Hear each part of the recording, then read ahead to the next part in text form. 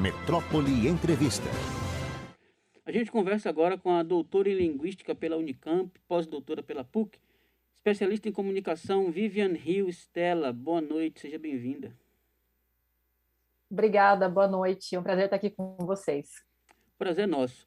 Doutora, nós estamos agora passando um período de revisão de vários conceitos, de várias tradições, enfim. E a linguagem, evidentemente, não fica imune a isso.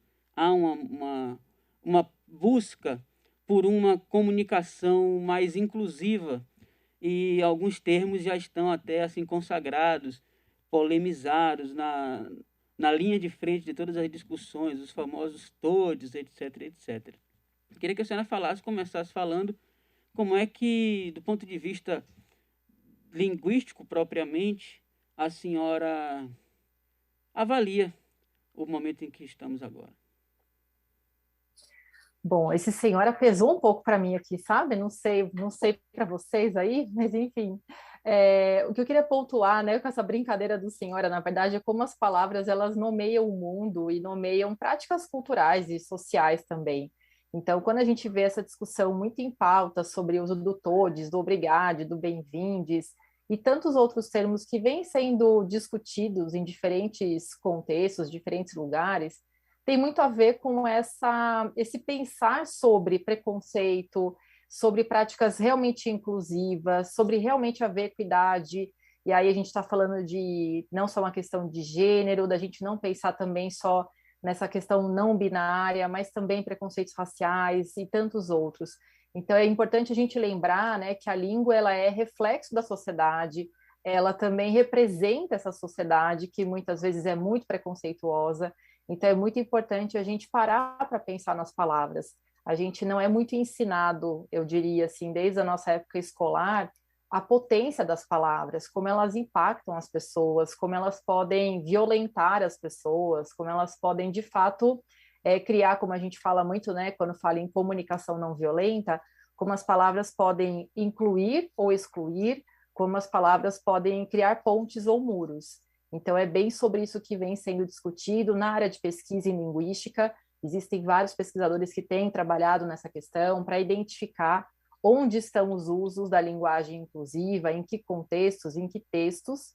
E as empresas estão muito preocupadas porque os consumidores mais jovens têm se preocupado muito sobre essa marca usa uma linguagem inclusiva, eu me vejo representado nessa linguagem também.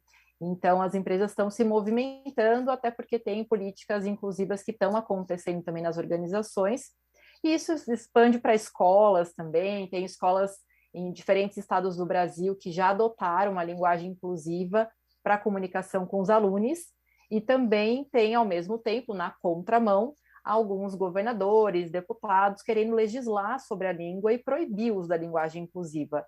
Então, é um assunto quente, eu diria, para a gente poder debater e entender com a sua complexidade mesmo. Agora, evidentemente que há uma vontade inclusiva nesse movimento, e, no entanto, muitas vezes o que é tecido com uma boa intenção nem sempre é da forma mais correta, digamos, cientificamente. E aí ou às vezes a questão é abordada apenas superficialmente, abordada até um certo ponto, mas deixando, e sobretudo se a gente está falando de palavras, que a gente sabe que as famosas raízes etimológicas às vezes revelam conteúdos insuspeitos, difíceis de decifrar, vendo só a capa das palavras. Aí, por exemplo, a questão do gênero, em português, o gênero não se dá exatamente com a vogal do fim da palavra, mas com o artigo colocado antes. Então, a gente não vai chamar o sofá de sofó ou a moto de mota para torná-las femininas ou masculinas. Queria que a senhora falasse um pouquinho desse ajuste que ainda vai sendo feito entre uma intenção e o resultado de fato.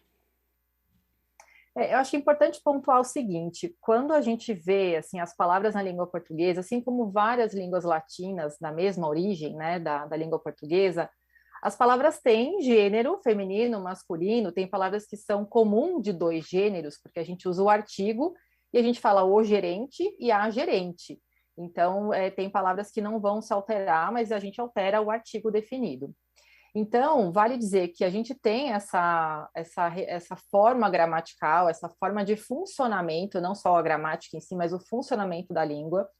E o importante é notar que existem palavras que vêm sendo experimentadas aí para não ficar com essa relação binária, então masculino e feminino. Por isso que a gente vê muitos exemplos do todes, do bem-vinde, do obrigade, que é uma forma de não marcar, porque a gente sabe, né, pela regra gramatical, que a gente usa obrigada quando é mulher, então me reconheço como mulher e quero colocar obrigada, e me reconheço como homem, gênero masculino, vou colocar obrigado. E aí, quando a pessoa não se identifica nessas designações de gênero, uma relação não binária com gênero, então ela vai colocar obrigade, por exemplo. E aí tem pessoas que vêm com maus olhos, que acham que isso não é algo adequado, que a gente tem que seguir a norma culta, mas vale dizer que a norma culta ela é uma construção social também, existe um apreço social, existem relações entre linguagem e poder que a gente não percebe, de dizer assim, bom, eu domino a gramática, você não domina. Então, eu me pauto por ela para justificar a não, digamos assim, o não olhar para uma variedade linguística que existe, é estudada amplamente, e a gente sabe que o Brasil é, enfim, né, um clássico dizer isso, mas o Brasil tem dimensões continentais, e isso acentua ainda mais essa diversidade linguística, essa variedade linguística, que acontece desde pronúncia até as palavras que são usadas para designar as mesmas coisas que são nomeadas no mundo. Então, por causa de tudo isso que eu estou falando, acho importante lembrar que a nossa língua portuguesa, ela não é a gramática. A nossa língua portuguesa é o que nós falantes usamos. E ela é viva, ela está em constante transformação, as pessoas adequam a diferentes contextos. Na verdade, digamos assim, o bom falante, a boa falante, é aquela pessoa que consegue navegar em diferentes contextos e ajustar a sua linguagem. Não é tão trivial fazer isso, não é tão simples quanto trocar de roupa, por exemplo, mas vale lembrar que é sobre isso que a linguística estuda. A gente não está interessado em ficar legislando sobre a língua ou só se pautando por uma certa norma, que é uma variedade, que é uma expressão de, enfim, designar coisas do mundo e fazer as suas formulações nas frases. Mas essa visão da norma culta muito, muito, muito enraizada no nosso olhar faz com que a gente sempre rejeite qualquer novidade de palavras novas ou até mesmo essa questão dos pronomes neutros, né, que vem sendo utilizados também. Então, para resumir aqui a minha resposta, eu acho que o importante é lembrar que a língua é o que nós falantes fazemos com ela, a língua não é a norma culta, não é a gramática é uma parte da língua. Então, quando a gente pensa, né, em diversidade e variedade linguística, a gente tem que ver a expressão. E, no fundo, para terminar essa minha resposta, a linguística está muito interessada em entender, por exemplo, quais são os usos desse gênero neutro, por exemplo? Quais são os usos dessas palavras que são de linguagem inclusiva? Será que é em todo o contexto? Será que na fala aparece mais, na escrita aparece menos?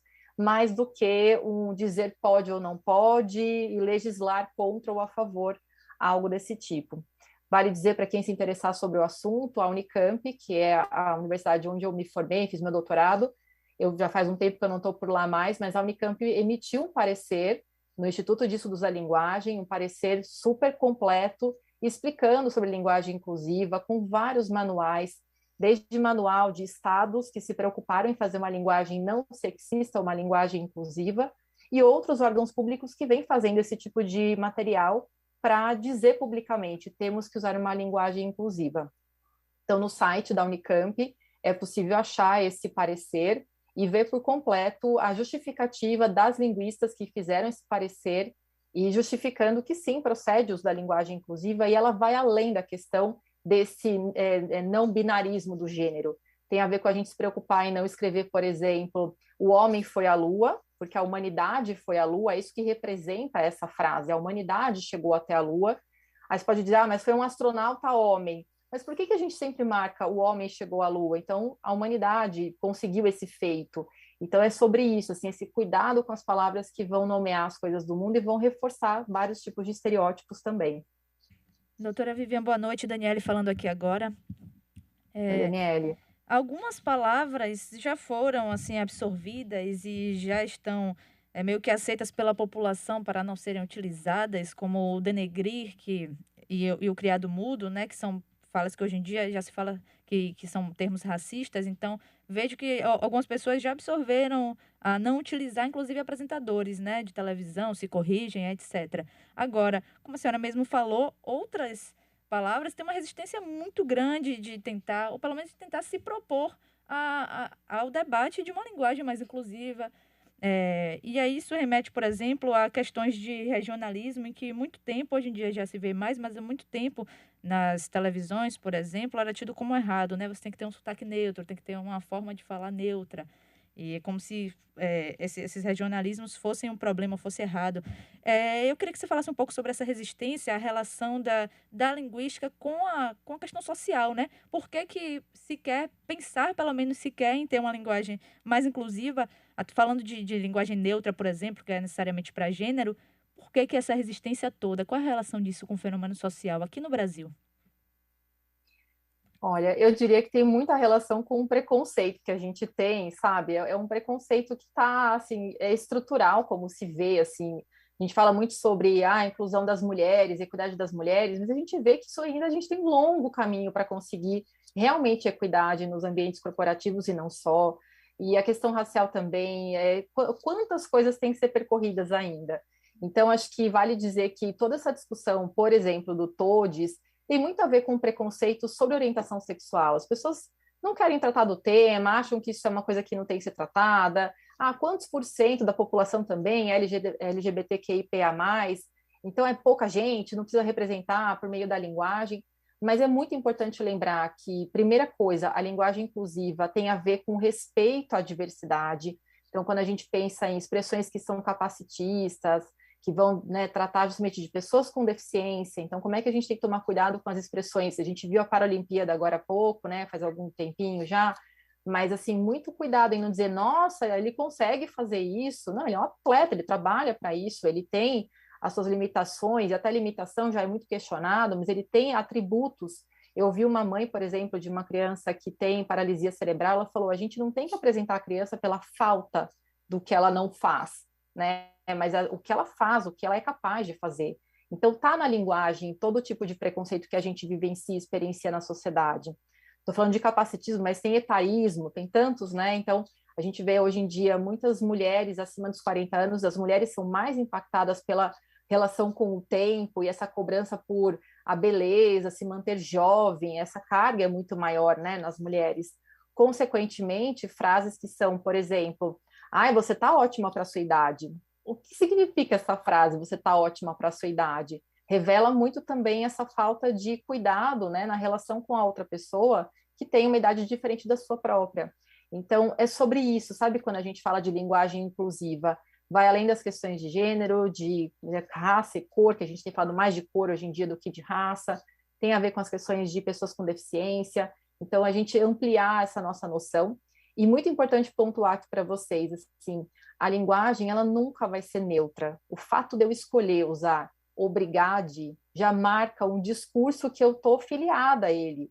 Eu quero tratar de forma não binária a minha linguagem. Ou se eu quero falar olá a todas e todos, também eu quero marcar mulheres e homens. Então, estou marcando isso no meu discurso. Então, não existe linguagem neutra, discurso neutro. O que tem é esse marcador, esse pronome neutro, terminado com E, que é uma designação que tem em outros idiomas, né, outras línguas, e, consequentemente, foi usado para, enfim, ampliar esse conceito. Mas só para deixar claro para o nosso ouvinte, para a nossa ouvinte, que a gente tem que lembrar, assim, a linguagem é inclusiva, e dentro da linguagem inclusiva, a gente tem um aspecto que é o uso do pronome neutro, que é esse caso de usar o todes, obrigado, bem-vindo, mas vai muito além, assim, são as expressões que a gente usa. Para dar um exemplo bem ilustrativo para quem está ouvindo a gente, por exemplo, até 2005, As mulheres que tinham uma titulação, né, de doutora, de mestre, não tinham designação do feminino no seu título, então no seu certificado. E aí, depois de 2005, sim, as mulheres puderam ter essa designação do feminino, doutora, por exemplo. Isso para dizer o mínimo, né? Vários cargos públicos também têm sido tiradas essas designações do masculino, e isso não se restringe também ao português. Já quero adiantar isso aqui, porque o inglês também tem discutido isso, o espanhol também, o sueco também, muitos idiomas têm discutido, porque isso é um movimento da sociedade, um movimento cultural, é desse nosso tempo, e a linguagem precisa, né, acompanhar, é uma relação quase que umbilical assim, com a sociedade, a gente tem que acompanhar e perceber o que está acontecendo e como isso afeta também as palavras do nosso idioma. Doutora Vivian, muito obrigada por essa conversa, obrigada pelos esclarecimentos, uma boa noite. Boa noite, obrigada.